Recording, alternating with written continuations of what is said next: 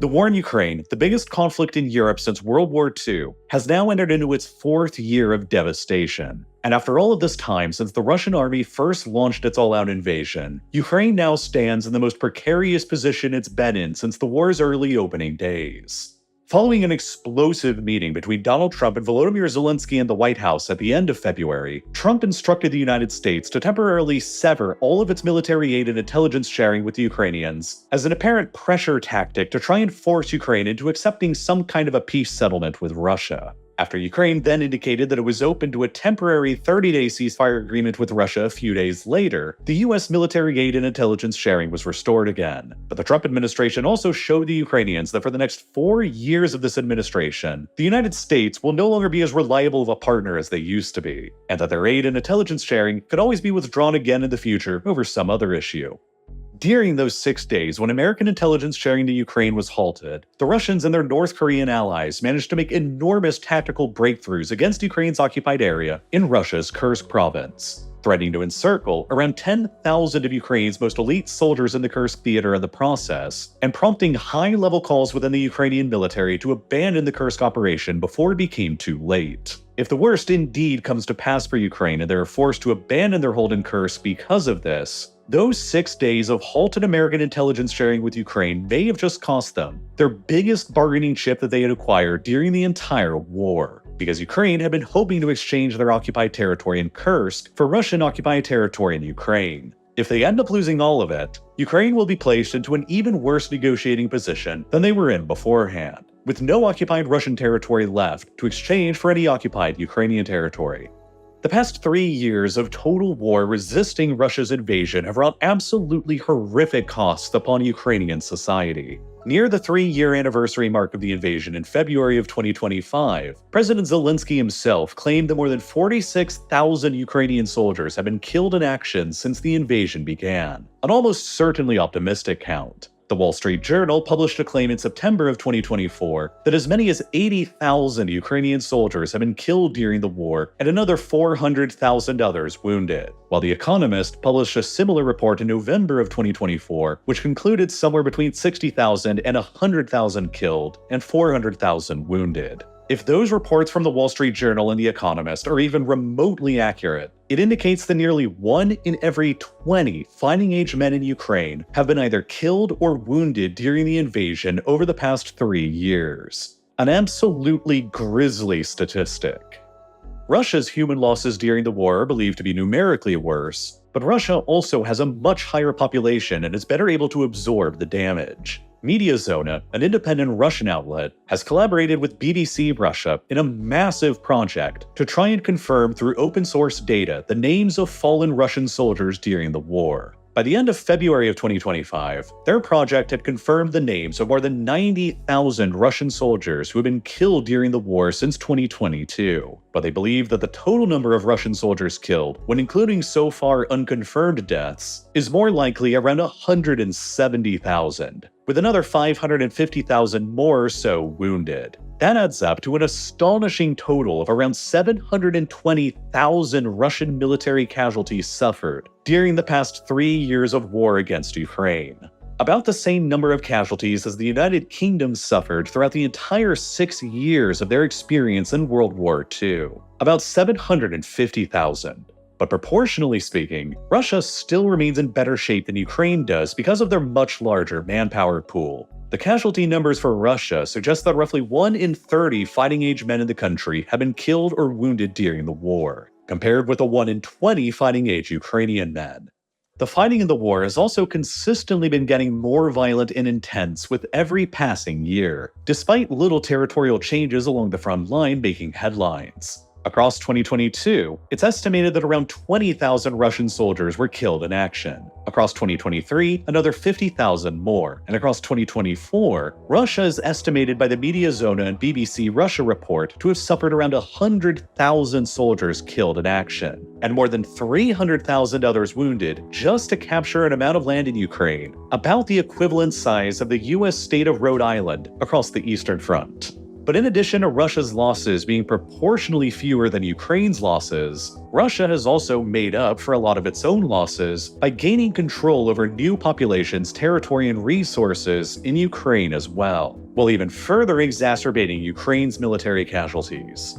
Ukraine has lost about 11% of its territory since the Russian invasion began in 2022, in addition to the previous 7% of their territory that was occupied by Russia and Russian-backed separatists before that since 2014. Across this 18% of Ukraine currently under Russian military occupation live around 5 million people who are nominally Ukrainian citizens, but whom Russia is currently trying to incorporate as their own citizens. Putin has demanded that all of these 5 million people within the occupied territories must renounce their Ukrainian citizenship and accept Russian citizenship instead or face deportation. If most of them accept, then Russia has already gained around 5 million citizens for the losses of 170,000 soldiers and another 650,000 or so Russians who have emigrated abroad since the start of the invasion, coming out well ahead with a net positive of millions of people gained.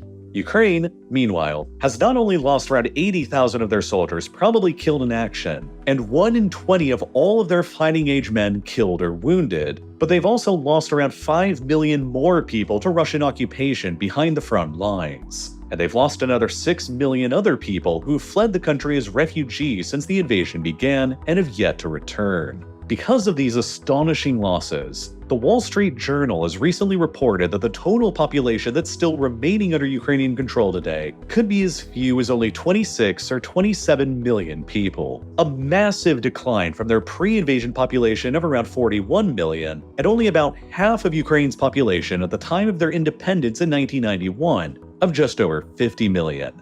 And in addition to their catastrophic losses in people and territory, Ukraine has suffered enormous blows to their infrastructure as well. On the occasion of the 3-year anniversary of the beginning of the invasion, the United Nations released an updated report that concluded that the cost of rebuilding Ukraine and reviving its economy after the war concluded now stands at approximately $524 billion US, nearly 3 times greater than Ukraine's entire economic output for 2024.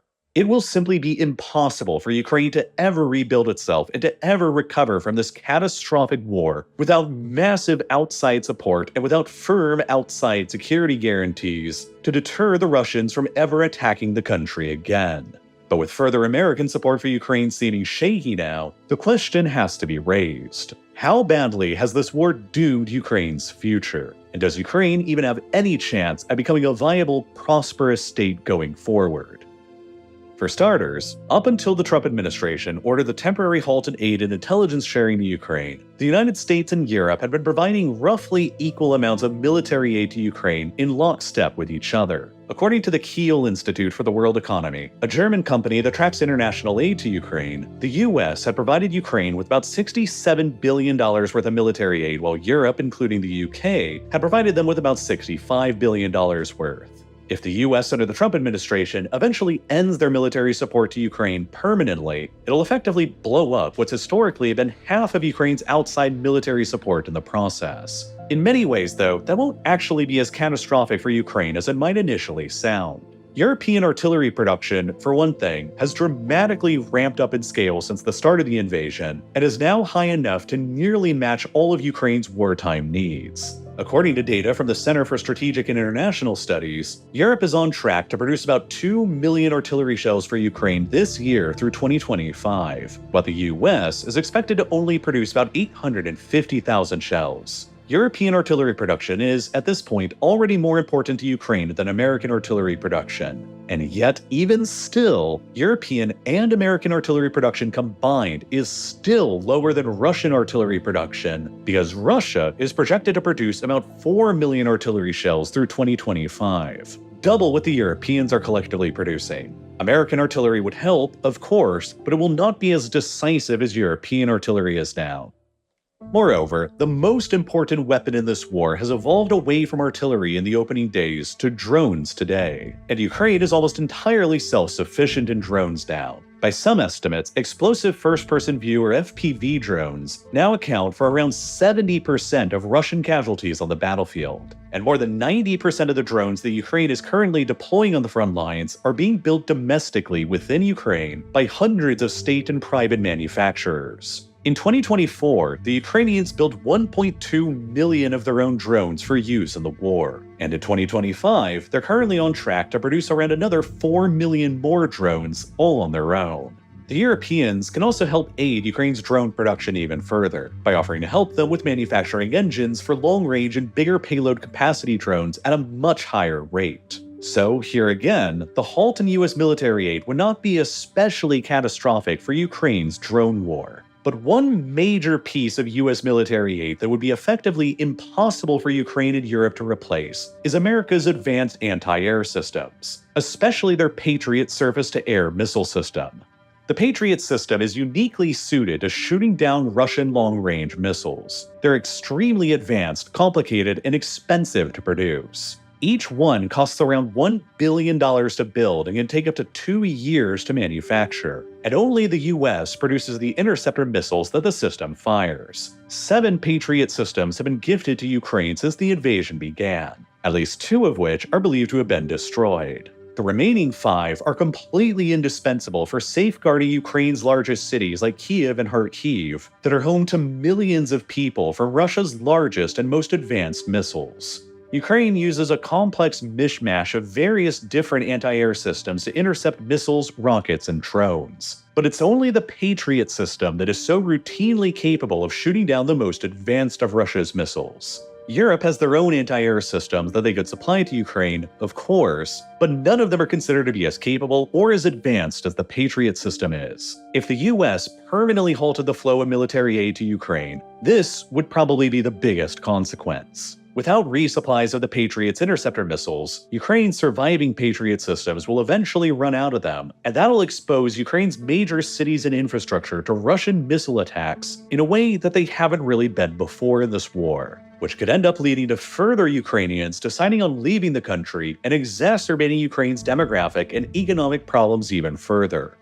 In the event that the US eventually does permanently abandon Ukraine's war effort or severely reduces support, European leaders have promised that they will be up to the challenge of continuing on supporting Ukraine for as long as it takes. Only hours after Trump ordered the temporary halt on US military aid to Ukraine, the European Commission President Ursula von der Leyen proposed a massive plan to mobilize 800 billion euros to radically improve Europe's defensive capabilities and to continue providing huge military support to Ukraine. But as it stands now, the proposal is still exactly that, a proposal. And since previous European rearmament plans have fallen well short of their expectations, it's plausible that this plan will too, as the European nations remain pulled between domestic spending priorities and increased military spending. Despite the strong words and the grand plans that are coming out of Europe, Europe remains deeply conflicted on Ukraine beneath the surface. The EU, for example, after more than 3 years of total war in Ukraine, is still somehow buying more energy resources from the Russians than the value of the aid that they're giving to Ukraine. Throughout the 3rd year of the war between February of 2024 and February of 2025, the EU still purchased 21.9 billion euros worth of Russian oil and gas, filling up the Kremlin's war chest, while they only provided Ukraine with 18.7 billion euros worth of financial aid in the same time frame, effectively providing Russia with 1/6 more cash as they provided to Ukraine. A study conducted by YouGov as recently as December of 2024 showed that while most Europeans feel that Ukraine isn't getting enough Western support to stop a Russian victory from happening, only a minority of Europeans in every country measured believed that it was their country's responsibility to be the ones to actually increase the support to Ukraine further. Many European nations with large and competent militaries, like Poland and Germany, have publics that appear to be very opposed to sending any troops to Ukraine as peacekeepers. A recent poll conducted in Poland, a frontline state highly concerned with their own security against Russia, found that an overwhelming 86.5% of the Polish public are opposed to sending any of their troops into Ukraine. While the German government has likewise said that Berlin is opposed to sending any of their peacekeepers to Ukraine either, without direct American involvement, which seems highly unlikely under the Trump administration.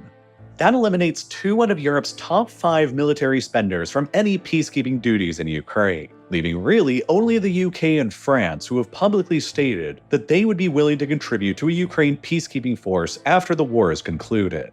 But even with their declared willingness to do so, though, they may all yet be empty promises because Russia has categorically rejected the idea of any NATO member state deploying peacekeepers to Ukraine at all. The Russian position has been clear that any NATO states deploying peacekeepers to Ukraine after a ceasefire or peace settlement would be interpreted by the Kremlin as an act of war, and they're probably not going to back down from that position. So would the UK and France still be willing to send their troops to Ukraine as peacekeepers if the Russians seriously threatened to immediately attack them the moment that they arrived? Would Russia ever even agree to a ceasefire in the first place if Europe insisted on French and British peacekeepers being there afterwards? Regardless, Ukraine's #1 biggest problem and their greatest obstacle to surviving as a nation after this war are their own atrocious demographics. Even before the start of the current war, Ukraine's demographic profile was already arguably the most troubled in the entire world. After the collapse of the Soviet Union in 1991 and Ukraine's independence, the chaos of the transition led to a complete collapse in Ukraine's fertility rate, the number of children born per woman in the country. By 2001, the Ukrainian fertility rate had plunged to become what was at the time the lowest in the entire world, at only around 1.1 children being born per woman. Well below the natural population replacement level of 2.1 children per woman. While Ukraine's fertility rate has modestly recovered since then, it has never increased to even more than 1.5 children per woman since then. And the last time in history that Ukraine's fertility rate was ever at or above the replacement rate was all the way back in 1964. More than 60 years ago now. In literally every single year since the start of Ukraine's independence in 1991, more people have died or left the country than have been born in it, which has led to Ukraine steadily losing population every single year without pause ever since. Now, during the chaos of war, this demographic doom enveloping Ukraine has gotten even worse. The fertility rate has now fallen beneath 1 child per woman in the country for the first time according to data from the UN Population Fund in 2024, while Ukraine now simultaneously experiences the unfortunate distinction of having both the world's lowest birth rate and the world's highest mortality rate, with 3 times as many deaths taking place in Ukraine through 2024 as births. As a result of this, Ukraine's population pyramid today looks something like this, with a chasm of young people between their late teens and 30s who were born in the 1990s and the early 2000s. This is why the Ukrainian government has always resisted calls to lower their conscription age to include this demographic. At the onset of the war, Ukraine refused to expand the military conscription age to men younger than the age of 27, and they only reluctantly reduced the conscription age down to 25 years old in 2024. Throughout the entire war, Ukraine has never forcibly conscripted from the manpower pool that would normally provide the nation with its very best soldiers, young men between 18 and 24, because they are literally the smallest age cohort in Ukraine today. To call them all up for war en masse would risk annihilating Ukraine's considerably smaller younger generation, which could doom Ukraine's ability to ever recover from the war permanently.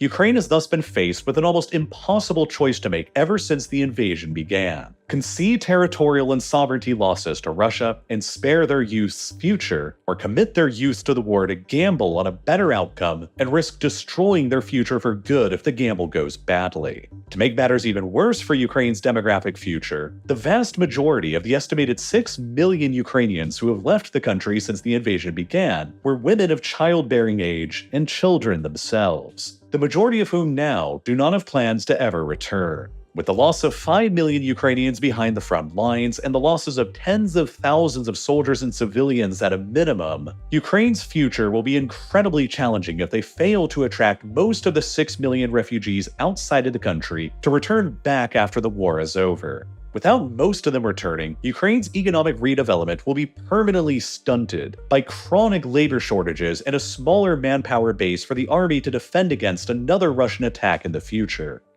This is Ukraine's single biggest problem for its future, and the issue from which all other problems stem.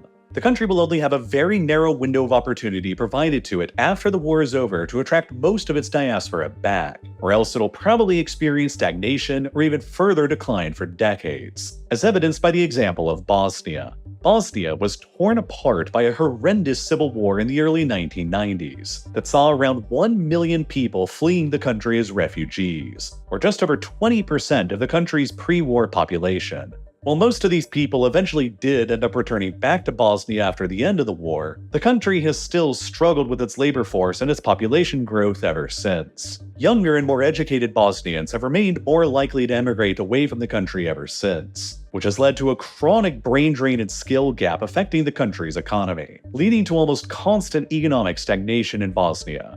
After 2010, 15 years after the war had ended, the emigration rate out of Bosnia has actually steadily increased, and a survey in the country as recently as 2019 showed that more than a third of Bosnians still wanted to permanently leave the country for good. As a result, Bosnia initially began recovering some of its population after the end of the war, until it started sputtering and stagnating in the later 2000s. And it's been faced with continuous population decline every year since 2009 now.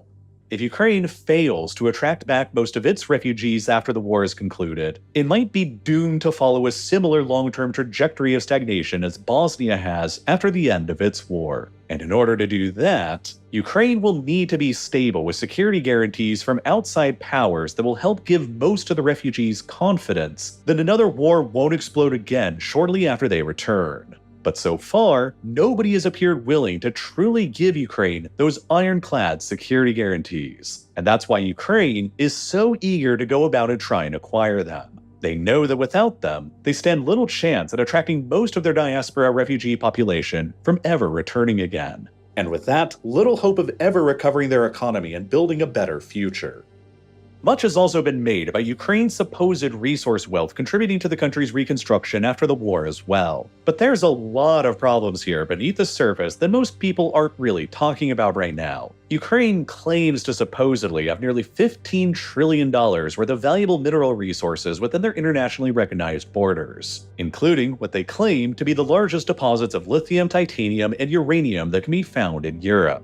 Ukraine claims that their country is home to about 5% of the world's total mineral resources, including major deposits of 23 out of the 50 materials that the US government deems to be critical. The government claims that the country is home to about 6% of all the world's graphite reserves, and that they have enough titanium reserves to provide all of the US and EU's demand for a quarter century. These claims have attracted the notable attention of the Trump administration, which has sought to secure some kind of a minerals deal with Ukraine in exchange for further US military and intelligence support, and maybe even reconstruction support. But notably, absolutely no security guarantees. There's a lot of people who think that Ukraine's mineral wealth will feature prominently in the country's reconstruction after the end of the war. But there's so many problems with this plan that are generally being overlooked right now.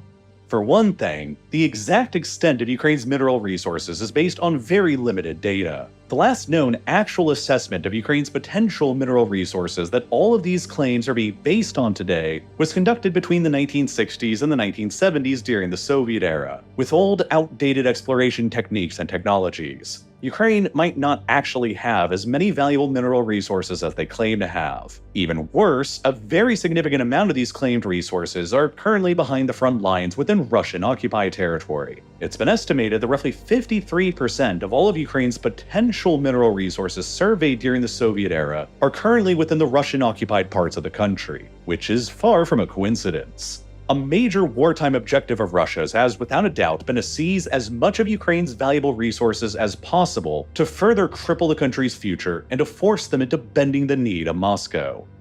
Out of all of Ukraine's most valuable provinces in terms of potential mineral wealth concentration, the Donetsk province is the single most valuable one, and the one that has not coincidentally experienced the most ferocious fighting of this entire war. And while the Dnipropetrovsk province is the second most valuable in terms of potential minerals, the Luhansk province is the third most potentially valuable, which Russia's forces have almost entirely occupied as well.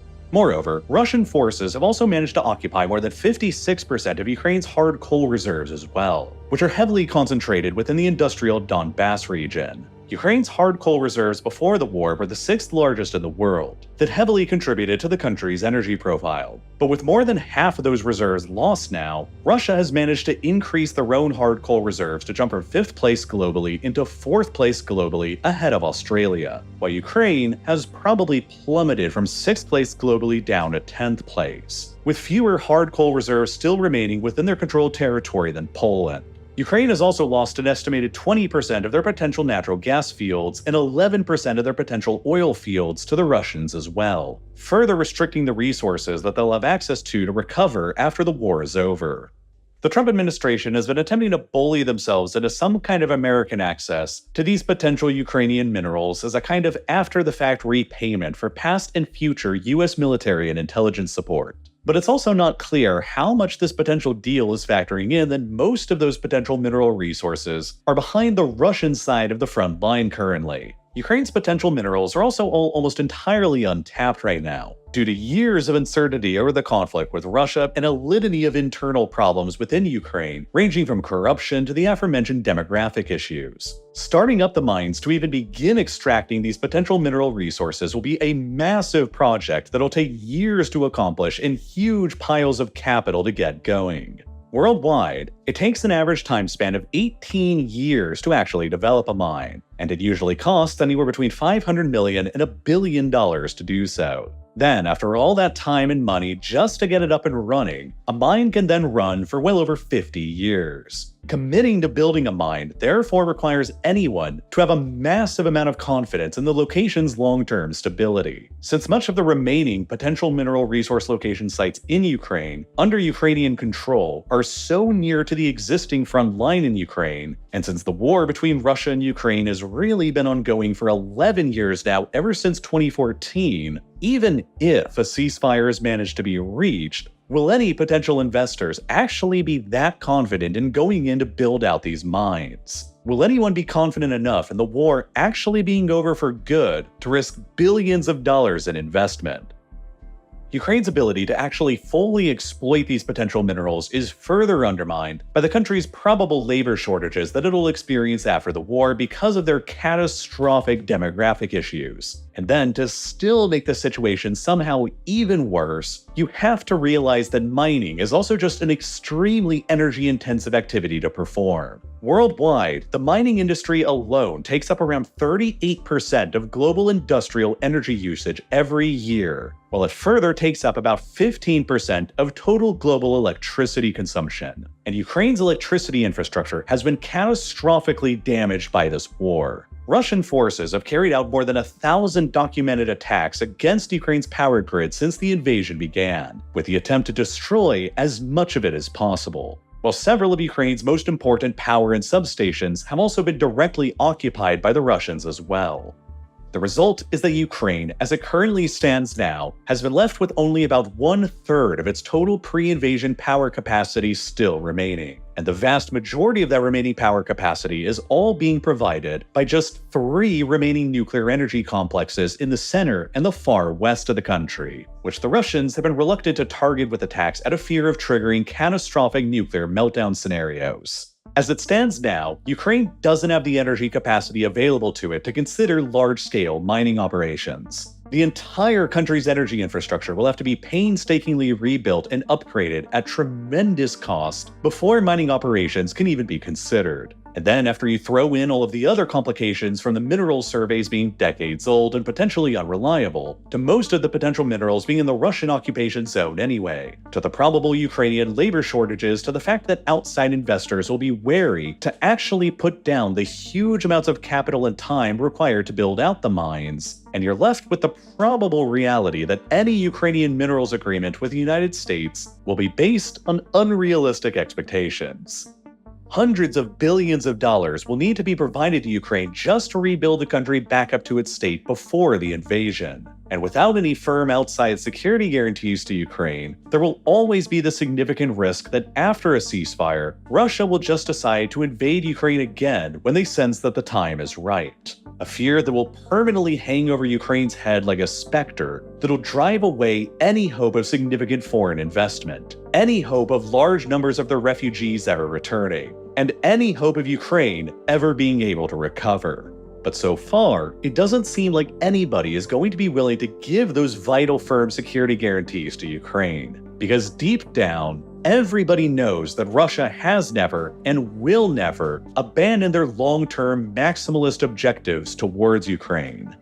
Throughout this entire process of back-and-forth discussions on Ukraine's future between the Ukrainians, the Americans, and the Europeans, Russia's stated ultimate objectives towards Ukraine have never shifted a single time. So far, their demands for ending the war have basically remained the same since before the war even began in 2021. Russian officials still insist that because the provinces of Kherson, Zaporizhia, Donetsk, and Luhansk have been declared to be annexed into the Russian Federation, the Russian constitution is clear that Russia can never compromise on what they view to now be their territorial integrity. Since all of these provinces are now viewed as being core integral parts of Russia, Russia insists that they cannot legally agree on freezing the front lines as they currently stand, since doing that would leave significant amounts of these provinces beyond their control. Instead, Russia continues to demand that to even consider peace, Ukraine must fully withdraw from all of the territories of these provinces that they still control, even though Russian forces have never managed to take them through force. To do so, Ukraine would surrender their entire heavily fortified front line and approximately 21,700 square kilometers of their territory that they still control, about equivalent to surrendering territory the size of Slovenia. More than 1.3 million Ukrainians still live on this territory that would be surrendered to the Russians as well. 1.3 million human lives that would be turned over to a hostile force that is actively attempting to conquer and incorporate them. And 1.3 million more people that Ukraine would lose from its already struggling demography. To say nothing of the potential resources that would be lost across this land, especially in the Donetsk province as well.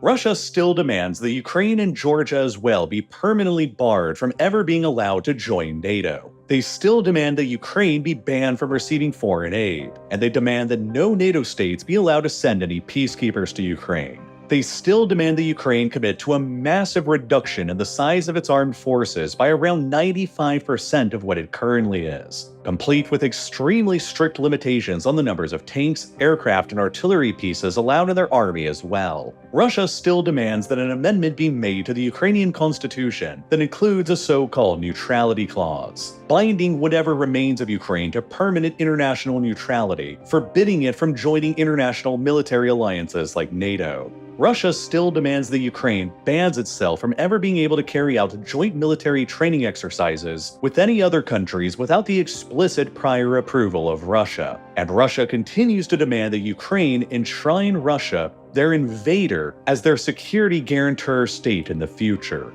Russia is not and has never been interested in a compromise with Ukraine. Putin's Russia seeks nothing less than the complete and utter subjugation of Ukraine, no matter how long it might take. Russia has broken every single treaty and agreement with Ukraine that they have ever signed since the dissolution of the Soviet Union. Even if they do agree to a temporary ceasefire or peace roughly along the current front lines, Russia will eventually, sooner or later, try and come back for the rest of Ukraine later. Everybody knows that. And nobody wants to put their own people at a serious risk of war with Russia because of it. And so the security guarantees that Ukraine requires after the war to deter Russia and to become stable and secure are not very likely to happen. Ukraine will continue trying to acquire them, of course, because they also know that deep down without them, in the long run, they're going to be doomed. At the time I produced this video, Ukraine and Russia have been meeting separately with the United States and discussing the terms of a potential ceasefire after more than 3 years of continuous war. Russia, too, has been badly weakened by this war, especially in terms of the amount of equipment and materiel they've lost. And they likely won't be able to continue at their current pace of fighting for much longer than another year. Both sides are obviously interested in ending this war on as much of their own terms as they can manage. But the Ukrainians have recently lost the majority of what for months had been their single biggest bargaining chip, their pocket of occupied territory in Russia's Kursk province that they had hoped to offer in exchange for the return of some of their own occupied lands in eastern Ukraine. Initially, the Ukrainian armed forces managed to quietly gather together around 10,000 of some of the most veteran elite units across the border over last summer. And then they launched the largest ground invasion into Russia since the Second World War last August. The operation sought to acquire as much Russian territory as possible in order to give Ukraine more negotiating leverage, and it sought to divert as many Russian resources as possible away from the critical Eastern Front, where Russian forces have been making sustained, slow, but grinding gains. Initially, this new Ukrainian offensive into Kursk proved successful, as it caught the Russians in the area almost completely off guard, which led to the Ukrainians overrunning around 1,000 square kilometers of Russian territory in Kursk within only the first week of its beginning. The next part of this video will cover exactly how this whole operation unfolded and why it initially went so well for the Ukrainians before eventually turning into a disaster. And this next part covering Ukraine's Kursk offensive is also a part of my overall Modern Conflict series, a monthly video series that I produce that covers modern-day wars, conflicts, and military operations in depth. With nearly 50 other episodes that I've produced in this series, I've been uploading new episodes in Modern Conflicts every single month, and I've been doing that consistently for more than 4 years now, covering nearly every modern conflict in multiple battles. From the ongoing Russia-Ukraine war to Russia's previous wars in Georgia and Chechnya to America's war against ISIS. And you can go and watch all of these Modern Conflicts episodes right now on this video's sponsor, Nebula, where they can only be found because of the highly sensitive subject material that they discuss. And what's even more, when you sign up for Nebula, you'll also get access to all of the other amazing exclusive content that's available there from hundreds of other independent creators and podcasters, many of whom you probably already know as well, like Neo's Underexposure series, that includes a deep dive documentary into the investigation of Malaysia Airlines Flight 17